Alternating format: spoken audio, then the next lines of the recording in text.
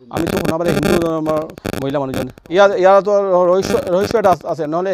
মাইকী মানুহ এজনে কিতাপখন ক'ত পাব ইছলামিক কিতাপখন ইয়াৰ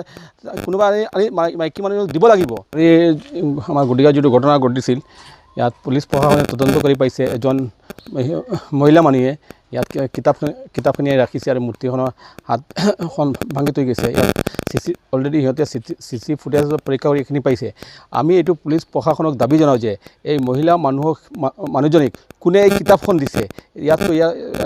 মহিলা মানুহেতো এনেকুৱা ডাঙৰ সাহস কৰিব নোৱাৰে ইয়াৰ পিছফালে কিবা এটা ষড়যন্ত্ৰ আছে গুটিগাঁও হৈছে আমাৰ হিন্দু মুছলমানৰ মিলৰ ভূমি গুটিগাঁও আজিৰ পৰা 20-25 বছৰ ইয়াত পূজা হৈ আছে আজিলৈকে কোনো ধৰণৰ অপ্ৰীতিকৰ কোনো ঘটনা ঘটা নাই আমি পুলিচ প্ৰশাসনক দাবী জনাওঁ যে এই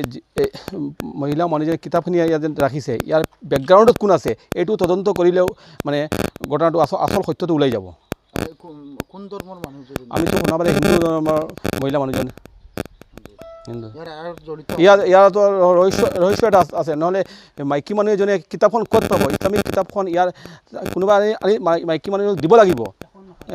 3খন কিতাপ কোনোবা দিব লাগিব ইয়াৰ পিছফালে এটা কিবা ষড়যন্ত্ৰ আছে নহ'লেতো ইয়াত কোনোবা চাইছে ইয়াত হিন্দু মুছলমানৰ এটা পৰিৱেশটো বিনষ্ট কৰিবৰ কাৰণে